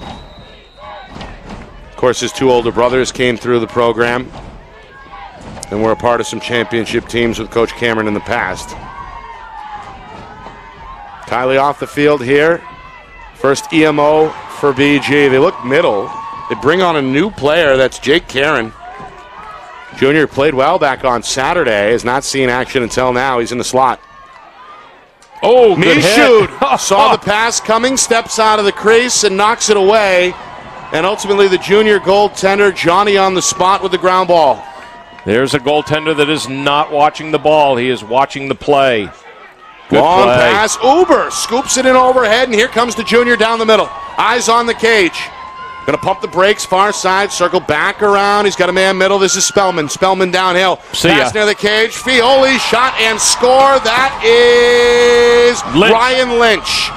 He had 5 goals against Southback on Saturday. He punches his ticket for the first time tonight. Pinkerton is within 1, and now 7-6 with 3:20 to go in this third quarter. So all you youngsters out there, every play you make out on the field matters, and this play here from Michaud mattered. He got that ball away on the man up for Pinkerton or for the Cardinals, and he turns it into a man down goal. Was it man down, or did it just expire? I got 4:15 on the penalty, Nick, and that was a 3:21 goal. So I think it was still live. Special teams one way or the other factoring for Pinkerton here in this third quarter. 2 man-up goals and now a man-down goal. By the way, it all adds up to 4 straight. Astros are the closest. This is the closest they've come since Wow. But early in the second quarter, Joey Gallo brought them within one at 3-2. So Pinkerton knocking on the door, and now the Astro fan base is once again heard from, stomping on the metal bleachers here, chanting defense. Right, definitely a new set here. Back to the old 2-3-1 set, and they go back into 1-4. So not for long. The sets continue to fluctuate here. Well, I find it kind of interesting that Coach Cam is staying in sets at all and not trying to allow his boys to freelance a little bit. Maybe he's concerned about the zone. Zapio met at the top of the box with a check, and a flag flies. Wow, I don't know about this. The backside official saw something. Bork, the man who laid the hit. Cardinals stay patient. We tick down to 2 minutes, third quarter. Kiley behind the net. Looks for a teammate over the top. Sepul with room. Shot knocked away by Michoud. Took it up near the chest. This one touched up on the weak side, and we'll hear from the officials again here with just inside of 2 minutes to go, third quarter. I think this flag's going to be on Braden Bork, but I don't honestly know why. I'm hoping I can see it here. I think it was before then, Ben. I think it was before Sepul made his rush, but it may have been on the shot fake, the pump. It's going to be on Braden Bork. He's in the Astro box, down on his right knee. Pinkerton takes a second straight penalty. The senior headed to Riviere. Cross check. All right, I can see it. He led with his stick. He's going to hit him up with a cross check here by the looks. All right, so the Cardinals back on the EMO after coming away empty a moment ago. They look middle. They've got a man. Karen with the shot and score. That's Jacob Karen. Got his name in the scorer's book in the blowout win over Bedford back on Saturday. Had plenty of room there, Roger, in the slot to catch, collect, and then fire. Cardinals get an insurance goal. They're up 8-6, their first man-up goal of the game. Yeah, I think this is a gimme goal. I didn't like the penalty. I see where they might have seen a cross-check or leading with the stick by, violation 2. Violation 2 on JJ, and that's 2 for this quarter. I just didn't like. I thought it was a weak penalty, so that's a gimme goal to the Cardinals. All right, BG has had the advantage at the end of the first quarter, end of the second quarter as well. Pinkerton looking to scratch out another goal here in the final minute 20 of this third quarter. Bork still in the box. He's on his feet, ready to rejoin the action. And now we are at even strength here with minute 10. We got a drop pass. Uber knocked off the blocks for a moment, gathers, escapes, and now a flag is thrown and a penalty coming against BG. Oh, Spellman down to his knee, got knocked down at about the 20-yard line, and now play is whistled dead with a minute even remaining on this third quarter clock. Boy, I've got to tell you, the Cardinals are lucky they don't have 2 flags on this play, because Spellman took a cross check along the back of his helmet, and he's actually he's shaken up right now. And the far side official, he had that flag ready in his hand before one of the other officials whistled that dead because Spellman fell to the ground. But yeah, I can't tell who that was. I think it might have been Nick Dahl. Timeout, Pinkerton. Comes with 1 minute remaining in this third quarter. Our broadcast is brought to you by Beals Insurance, locations in both Bedford and Londonderry. Whether you need home, auto, or business insurance, Beals Insurance will get you the price and quality coverage that's right for you. Visit BealsInsurance.com.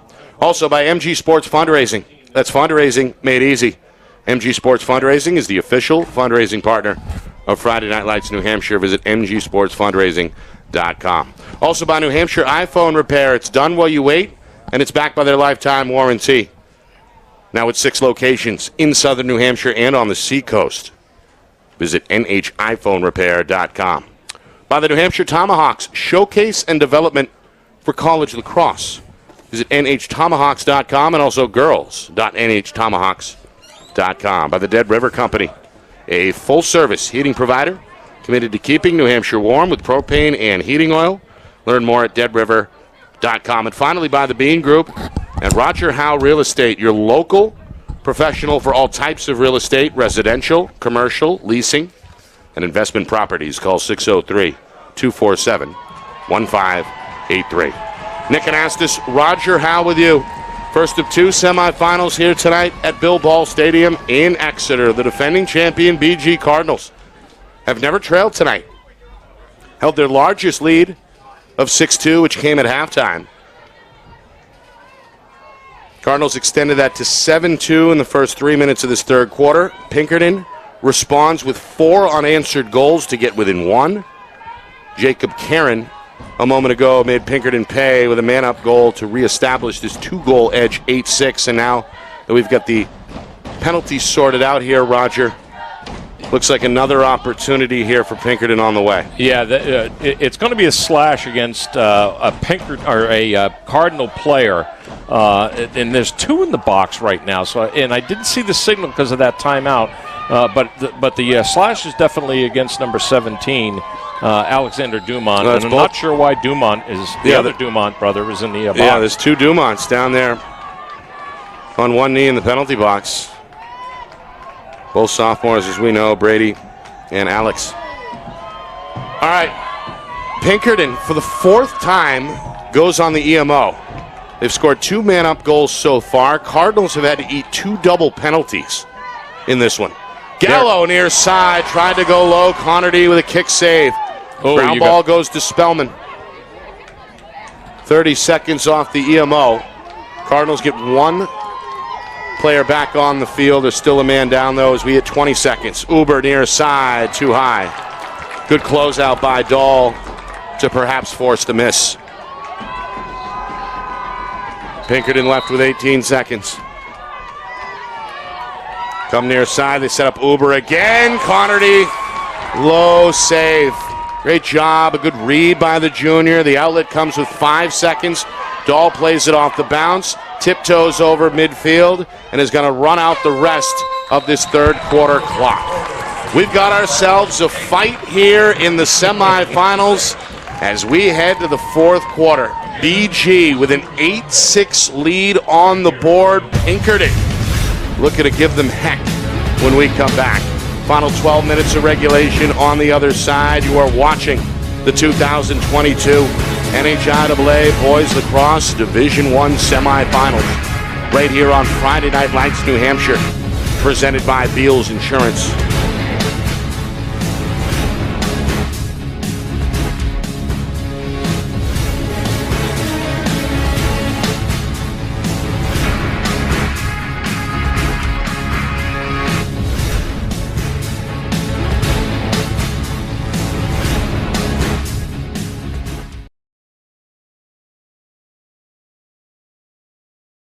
Our broadcast today, as it always is brought to you by Beals Insurance Agency, with locations now in both Bedford and Londonderry. Whether you need home, auto, or business insurance, Beals Insurance will get you both the price and quality coverage that's right for you. Just call 603-471-9999 or visit BealsInsurance.com to request a free quote and start saving money today. Again, that's BealsInsurance.com.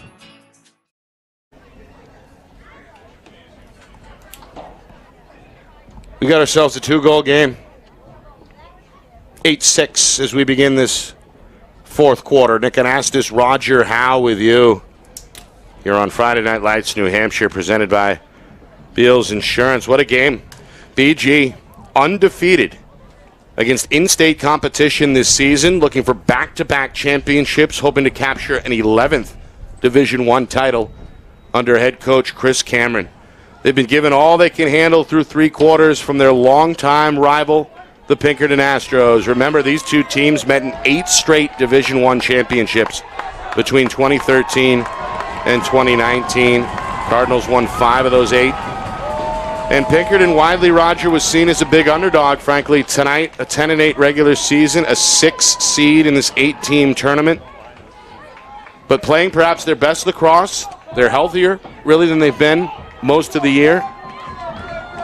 And these players, frankly, have stepped up through 3 quarters for Pinkerton, trailing the champs by just 2 as we begin this fourth quarter. Indeed, and we'll start with Mr. Michaud in goal.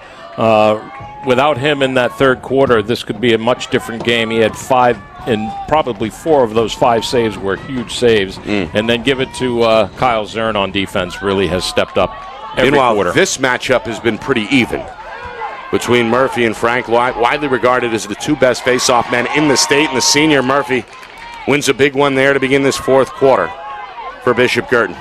Yeah, let's just watch the violations, because J.J. Murphy does have 2 in this half, and one more that's going to be a 30-second technical. Maybe they try and work that to their advantage. I don't know how you do that, but it was close. That'll be 11 for J.J. and 7 for Cole Frank. Murphy slapping some high fives on the sideline, including with his head coach, Chris Cameron. Murphy on his way to Division I Bryant next year. And it'll be interesting to see where Cole Frank ultimately ends up. Obviously, September is a big month for him when he becomes eligible as a junior. All right, Cardinals with a minute gone here in the fourth quarter. They go middle. Kylie is denied. Michoud, another save. How many, Roger, you say? That'll be 9. 9. Unofficially, I think, at 19 on Saturday in that 15-3 win over South in the quarterfinals. All right, near side, Gabord going to backtrack, goal line extended. Trying to figure out this Pinkerton zone. Seapiel swings it, Bouvier. Behind the cage, who's this? Broderick. And again, Seapiel will pull it back out. Yeah, I had Michaud with 13 in that game. 13? Yeah, I'm a little more stringent in my tallies, though. Coach Cameron said 19. Yeah, well, You're... I'm a goalie dad. You sure are. So I'm a little more frugal when it comes to giving out the stats. In the middle, Kylie! Nice play. Shot and score. So tough.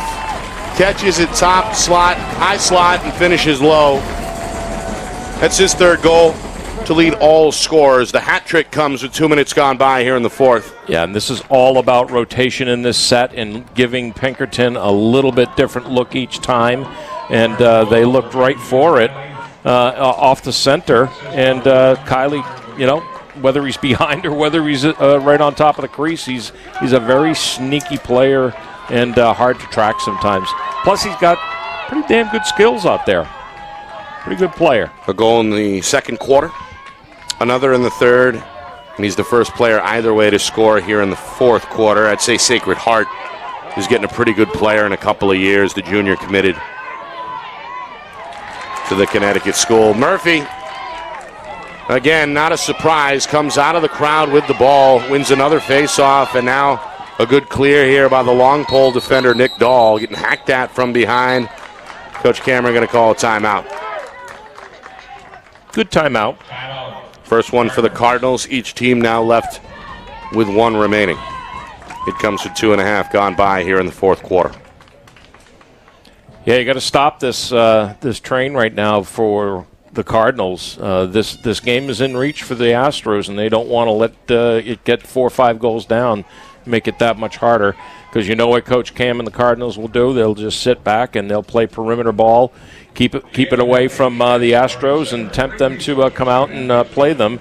And that's when, especially when you're in zone, that's going to make it very, very difficult to be as sharp on the defensive backside because you're so spread out now. You want to pack it in when you're in zone like that. So I wouldn't be surprised if Coach Cam maybe changes something up a little bit here with that formation and forces them to come out and play some ball here, even though there's a little bit under 10 minutes. BG with leads of 3-1 after the first quarter, 6-2 at halftime.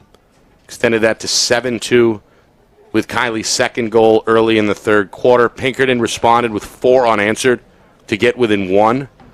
And then the Cardinals with some more late quarter magic. They get a goal on the EMO from Jacob Karen with inside of 2 minutes to go to make it 8-6, and Kylie extends that lead to now 9-6. But Roger, the final 2 minutes have been very good to BG. They've scored a combined 5 goals in the final 2 minutes of each quarter. Yeah, I'm looking at my scorecard right now, and you're absolutely right. Yeah, 2, 3, and 1 as the quarters went. Yeah, and in fact, you want to get more specific, 5 goals in the final 100 seconds. Oh, boy, you're counting. Of each quarter. Man, you are just a ripping Texas Instrument walking man, well, aren't that's that West High math. Wow. Right there. You keep saying that, and, you know, I didn't see it in my daughter, but. All right, out of the timeout. Remember, the Cardinals responded well at the end of the first half, coming out of a Coach Cameron timeout where they scored 3 straight. So still in the 1-4, so no changes there. But Dumont is the man behind the cage with Kylie in the slot, right? Yeah, and they're picked. They just picked off the corner there. They were picking up at the top of the crease, right inside the box. But yeah, this is what I said. They're just going to rack the ball for a little bit and find a seam. 3 minutes gone by, fourth quarter. Cardinals with a 3-goal lead, thus in no real hurry. BG's been patient all night long. Yeah, I was watching Coach Cameron direct during that timeout, and it was almost as if he was pointing to the wing, the far wing. It's, you know, let's get it out there and stretch this defense to the near side and look far side. Well, at some point, Pinkerton's going to have to come out and challenge behind the cage, right? As Michaud actually leaves the net here for a moment. Yeah. Cardinals now with 2 players behind the cage. Little game of catch going on. Yeah, this is risky business. Near side, Broderick. I think you switch instead of risking, going man-to-man with the goalie. I think I would just switch to man-to-man on defense. Is that what they're doing here? Yeah, well, not. It appears that they're going to have to morph into that here. Yeah. Whether they go back, but you got to start. That's the defender, Caden Michaud, trying to keep up with Brady Dumont. As this possession now extends to 2 minutes long here. Already 4.5 gone by, fourth quarter. Coach Cameron trying to bleed that clock dry second by second. All right, Gabord gets the step. Pass hauled in by Kylie and denied on his way to the ground by Michaud. Big hit extended. The freshman Chase went flying. Push called against the Cardinals. It's Pinkerton ball. Where did Michaud come up with that? I don't even know where he saved this. What part of his body? What a sequence. Got a piece of the stick. Rode his stick up as he was falling down. Kind of a scoop save there for the junior. 5 minutes gone, fourth quarter. Clock starting to become a factor, Roger, as we tick down towards the midway point, fourth quarter. Pinkerton still down 3. Yeah, you can't have any wasted possessions if you're the Astros right now. Spellman wants a one-on-one near side, draws the slide, low pass. Handled down by the toes by Gagnon. Now it's Uber. The junior with a step to his left. Shot. Bouncer wide. Loose ball near side. Foot race is won by Lynch for Pinkerton. They need to capitalize right here. This is a good matchup for Lynch. Astros keep it at this end. Trying to get back within 2. Uber. Kucheleka's right behind him. Pass ends up behind the net somehow. Lynch with it. Fakes a pass. Rourke trying to close out. Rourke bodying him up. Back out to Uber on the wing. He's got that kind of range. Going to come middle. Continuing to be pushed out. Push by the defender, Kukalakis. Back middle. Uber erased by Connerty. Sliding stop to his right. The junior locked in there in the pipes for BG. Yeah, Michael Uber is not a left-handed player. He's a right-handed player, and he's taken 3 left-handed shots that I've counted here tonight, and that was his third to finalize that possession. He wanted to go right, wanted to dodge the alley, but the Cardinals' defense rose to the task and kept pushing him out. That was all he had left. Meanwhile, Sepio draws the switch, floats a pass near side to Bouvier, who's unaccompanied. The junior going to jog down deep behind the cage as the Cardinals look to run some more clock here. Trying to tick down towards 5 minutes. Bouvier says, forget that. Pulls the trigger and scores. Lost his balance after the shot. Didn't matter. Bouvier's second goal gives BG some more breathing room now at 10-6. You know, this is what happens sometimes, too, when you have a sequence of a possession where Bishop Guertin is simply just ragging the ball in that prior possession. And, the defense says, okay, well, now they got possession again. Looks like they're going to start ragging it by bringing it behind. And Bouvier turns on the Jets and turns it into a goal. So got to be a little sharper there. Cardinals have been led today by Tim Kiley with a game-high 3 goals. Bouvier now right behind him with a pair. Yeah, this has got to go Astro way. He was on his back. Getting physical again at the X. Oh, a reface. Going to redo it here. That's a rare call. Well, it is, and it might be because he couldn't see the ball. Maybe both bodies were on the ball. So a rare do-over, and now another is. false start. Wow. And that this time it's against Pinkerton's Cole Frank. First technical violation against the sophomore. Looks frustrated as he heads to the visitor sideline. Meanwhile, Zern makes a good play in the defensive end. Stop me if you've heard that before. Another turnover, another ground ball, and another clear for Pinkerton. Spellman, far side, Fioli. Oh, timeout, Coach Gaudreau. Well, Fioli, if he had caught that cleanly, may have had a chance for a shot there, but couldn't quite secure it. Coach Gaudreau called for time. And what's going on now, Roger? I thought Gaudreau called timeout. So did I. He was 5 yards into the field of play. But it's turned over instead. Official James Riley hands the ball to BG, and they're going to get a clear here. A good play by Alex Dunsmore.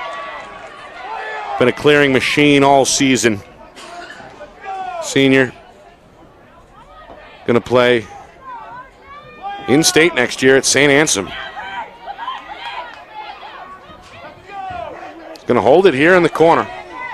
Astro long pole, Ridge Crossman trying to poke at him now along the near wing. Slide comes over, Zern hacking.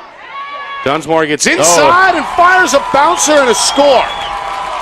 Paid the price as he's knocked to the turf after the shot. Flags fly. Penalty coming against Pinkerton. With just over 4 minutes remaining, BG has rebuilt their largest lead, now 11-6. I'm hoping this is a hold and then it gets waved off because there is a hold there. Oh, okay, and it was a late hit. Yep, all right. My apologies to the Zebra crew out there, but definitely 21's going to sit the box here. Late hit. Alex Dunsmore's first goal. Comes with 4:16 to go, 11-6. Cardinals matched their largest lead from earlier in the third quarter when it was 7-2. Probably get an unnecessary roughness here for one.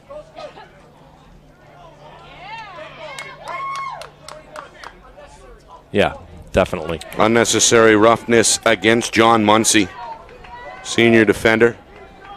Going to play at the collegiate level at Plymouth State, also here in the great state of New Hampshire. Well, that's some bitter medicine to have to swallow here for Coach Gaudreau's Astros. They give up the goal, and now going to have to play defense shorthanded again with that clock working against them as we move towards 4 minutes. Yeah, it's looking a little bleak right now for the boys in red. Man, I'm going to have to go back and look at the tape as to when Coach Gaudreau was trying to call that timeout, because it would have made all the difference in the world as to the sequence, that followed.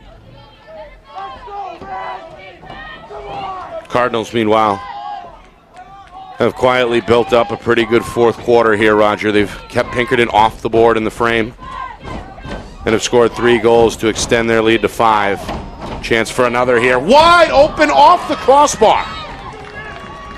This thing shoots out of bounds after one bounce. There's a mean ricochet and a head ringer. Boy, Dumont is just a He's got sniper. a rocket. He does. Meanwhile, skip pass near side. Gabor, Oh, back wide open. door. There's the finish. That's Dumont's second. Good spacing there by BG as they find the room on the backdoor feed.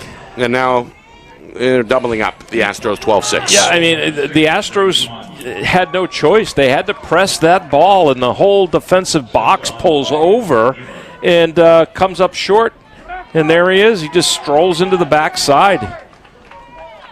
Yeah. Yeah, that's Jason Santuccio, who, he really had to cover in the crease. Maybe came a little bit too far, but, man, they forgot all about him. Murphy streaking downhill. He wants one of his own. That one denied. Another save, and now another flag. More extracurricular activity away from the ball. Both sidelines are fired up as this one has turned rough here in the fourth quarter. Yeah.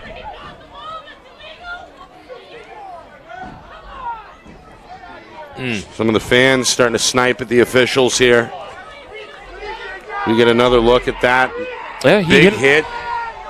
He That led with his again was head. John Muncy who laid the wood on J.J. Murphy. Coach Cameron was upset. And they're locking it. And I got to tell you, Nick, it's unfortunate that is happening, but he led with his head, and that's what creates this locked-in penalty. So Muncy, who just got out of the box, right back in, watching with his right knee on the turf at the heels of Coach Gaudreau.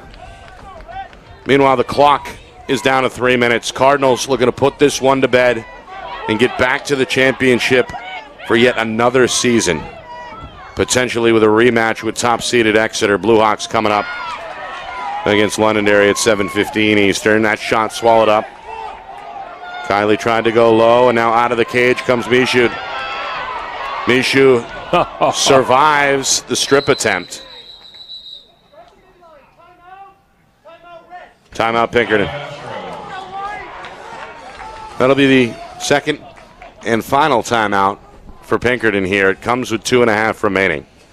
One last-ditch effort on the way for the Astros, trailing 12-6.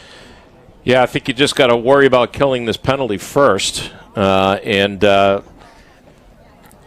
it's a locked penalty, he doesn't get released from the box until the next stoppage of play. So what do you do here? Man, the clock is your enemy right now. So I think you got to take it to the goal. You got to try and figure out something here. Maybe a quick jolt to the net and try and roll back and find somebody open on the far side that gets forgotten by the defense. But the Cardinals are usually pretty good at this, and they know that they got a number up on the Astros here, so they should be able to lock everybody down. And, of course, the officials are going to keep an extra critical eye on events here over the final 2.5. Sometimes, Roger, in these rivalry games, physical games, they can sometimes begin to spiral out of control. Chippiness can get away from some of these players, so to speak. So the officials, who have been busy tonight, this four-man crew, going to try and keep it clean here for the final 2:38. Yeah, we got 6 penalties on the Cardinals, and we've got 4 on Pinkerton. And the ones against Pinkerton certainly have come at the wrong time. At least these last 2. And this locked-in penalty is devastating when you're behind by what they're behind, with the 6-goal deficit. All right, so let's see what they come up with here. With 2:38 to go, Pinkerton with one final push. Been a great effort tonight, no matter what the final result ends up being. The Astro players, I'm sure, can walk out of here with their heads held high. Especially this young man. Coming downhill, playing hurt tonight. Shot off the defender's shoulder. Kuchelakis sacrificing the body. Gagnon, though, to the ground ball. Astros keep it at this end. Gallo on the near side. Shake and bake. It's inside a Dahl. Shot stopped by Connerty. Boy, he's quietly started to rack up some saves in net tonight for BG. And another ground ball for Rourke. Unofficially now 7 saves for Connerty.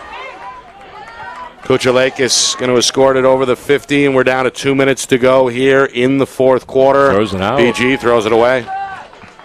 That one behind the intended target, Emerson Warren. Right, that's 23 in white, hasn't seen the field much. However, this pass was tipped by the defense. Astros upset. Zern with his hands on the top of his helmet in disbelief, but the officials say the defense touched it. And now trying to escape some pressure there on the far side is the aforementioned Warren, who ultimately runs away from a double team. Another flag here against Pinkerton as this one rolls out of bounds with 1:43 to go. This is going to be on Zern for a slash. Simple enough. Perhaps some frustration showing from the senior who is going to wind up his career here tonight. Terrific game for Zern. He's been a beast on defense. My mistake. They called it on Michaud, so they're going to have to pull the goalie.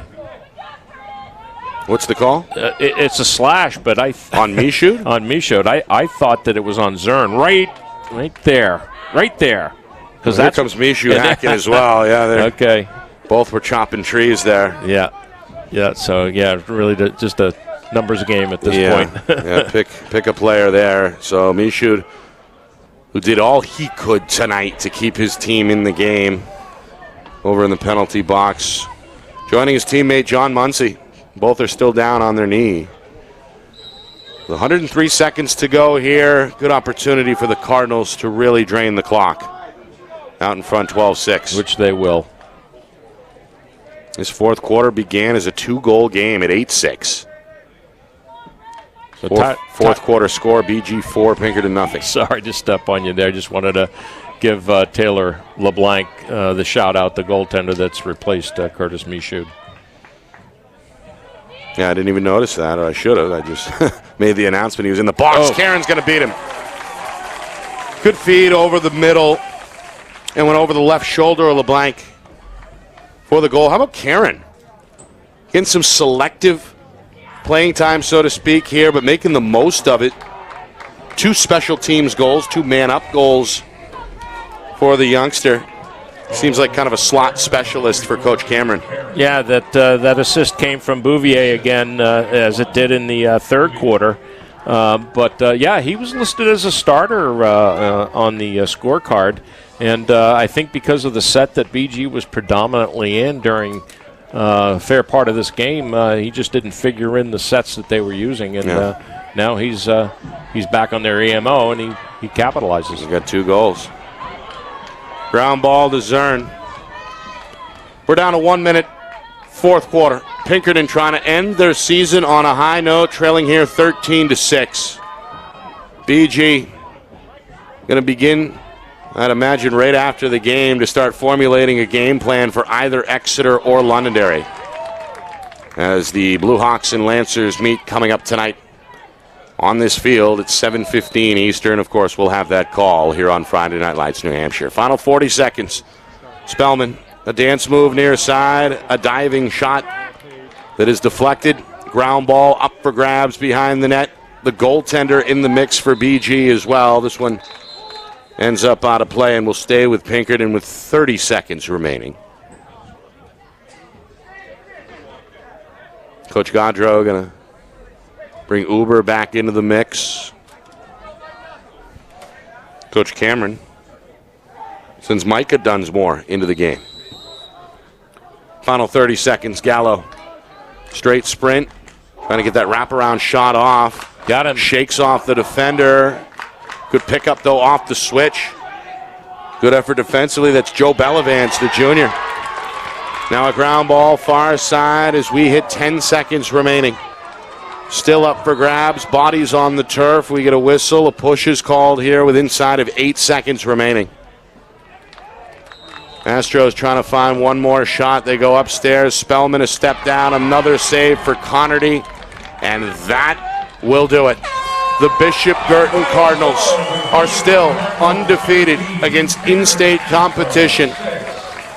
They hang on the heels of a big fourth quarter and dispatch of Pinkerton 13-6 to punch their ticket once again to the Division I championship game on Sunday, where they await the winner between Exeter and Londonderry. Well, the first 3 quarters of this game were quite exciting, to say the least, with a 6-8 score at the end of that third. But when you come out like BG did and shut out the Astros on offense and come up with some critical and back-breaking penalties, then that's the outcome there, which is it's kind of surprising to see what they did in the fourth quarter there to shut the Astros down. They had a thing going. Held Pinkerton off the board for the final 15-plus minutes of game time. And in the end, pump in 5 fourth-quarter goals, 6 straight overall. End up, Roger, with 6 goals in the final 100 seconds of each quarter, which proves to be perhaps the difference in the end. But great battle tonight at the Face-Off X. We'll get those final numbers to you in just a moment, plus a full recap when we come back. BG a winner here in the semis, 13-6 over Pinkerton. You're watching coverage of the 2022 NHIAA Boys Lacrosse Division I Semifinals right here on Friday Night Lights, New Hampshire, presented by Beals Insurance. Our broadcast today, as it always is brought to you by Beals Insurance Agency, with locations now in both Bedford and Londonderry. Whether you need home, auto, or business insurance, Beals Insurance will get you both the price and quality coverage that's right for you. Just call 603-471-9999 or visit BealsInsurance.com to request a free quote and start saving money today. Again, that's BealsInsurance.com. The New Hampshire Tomahawks promote the highest level of club lacrosse competition, not just in the state, but in the country. Looking to get recruited? Director Chris Cameron keeps an open dialogue with the nation's top college lacrosse coaches. Over 400 New Hampshire Tomahawks alumni have played at the college level, including the ACC, Big East, Big Ten, Ivy, NESCAC, NE10, and more. New Hampshire Tomahawks coaching staff has over 100 coaches, including current high school, varsity, and college coaches. The Tomahawks offer training for players of all ages, clinics, camps, and leagues, along with spring, summer, and fall elite teams. So play with the best. The New Hampshire Tomahawks, showcase and development for college lacrosse. Visit NewHampshireTomahawks.com and girls.nhtomahawks.com. Hey, I'm Chad, the owner of New Hampshire iPhone Repair. We're New Hampshire's most trusted and affordable repair shop for your iPhone, iPad, iPod, and even Android needs. Don't worry, we're affordable, reliable, and we back our parts with a lifetime warranty. And you know what the best part is? No, what? We can repair your phone while you wait. I know, that's why I'm here. Oh, I know, Mrs. Green. Here's your iPad, good as new. Bring your phone into New Hampshire iPhone Repair today. How can you reach your team's fundraising goals at no risk and no cost? MG Sports offers a variety of products to make your team's fundraiser a success. Their products include tickets and discount cards to hundreds of local businesses. MG Sports now has a digital platform where athletes can raise funds in the comfort and safety of their own home. So become another lacrosse program like Bedford, Goffstown, or Memorial that sets fundraising records every season. MG Sports, fundraising made easy. Visit mgsportsfundraising.com to start raising money for your team today. Are you thinking of selling your home? Well, now may be the time, given that spring is here, the market is hot, and interest rates remain at all-time lows. It's time to call Roger Howe, a licensed professional realtor with the Bean Group. Not sure what your home is worth? Roger will provide a market analysis for you at no charge. With 12 years experience in residential, commercial, leasing, and investment properties, Roger knows your local market. So contact Roger Howe of the Bean Group today. At Dead River Company, the work we do is about more than just filling up tanks. It's about the everyday moments in your home. We're here to fix your heating equipment, so you have heat and hot water for moments like this. We brave the elements, so you're always safe and warm. Anytime, day or night. Because it's moments like this that we do everything we do. Dead River Company. It's not your job to worry about the heat. It's ours. Become a customer today, and we'll be there for the moments that matter to you.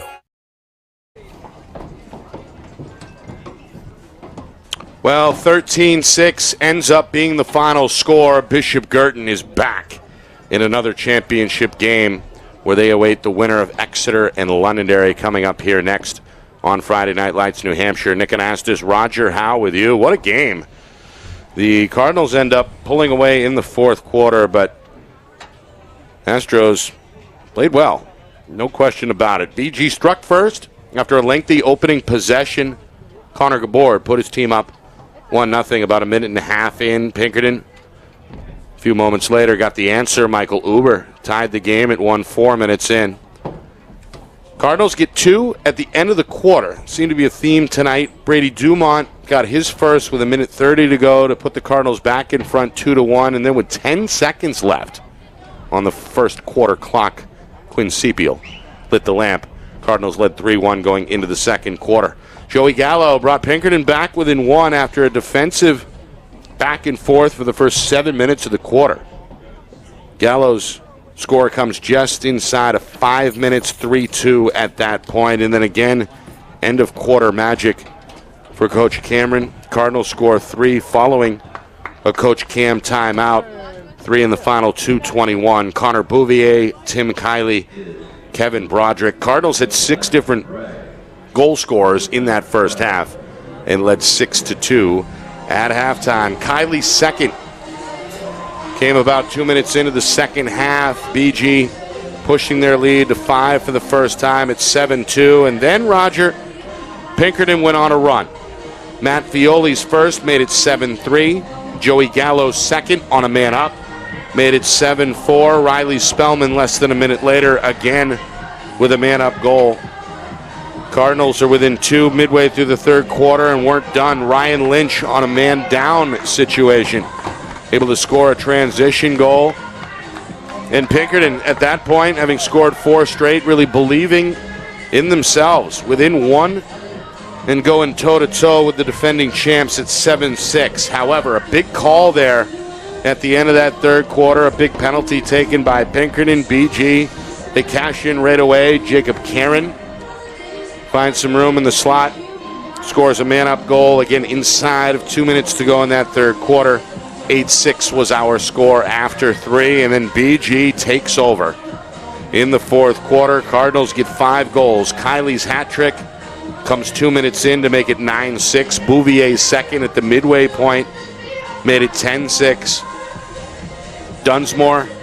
Alex Dunsmore stretched it to 11-6 with 4 minutes to go. Brady Dumont's second comes on a man up in the final 3 minutes to make it 12-6. And then Karen's second, another man up goal with just outside of a minute to go. Cardinals end up winning this one going away, 13-6, and are now 1 game away, 1 win away from defending their championship and adding an 11th trophy to the school trophy case.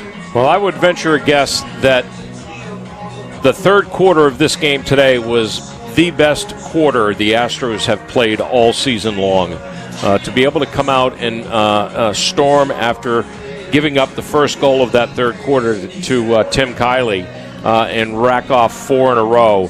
It appears to me that the turning point of that run was indeed the penalty given to Braden Bork for the cross-check that absolutely stopped the momentum in the Astros' favor.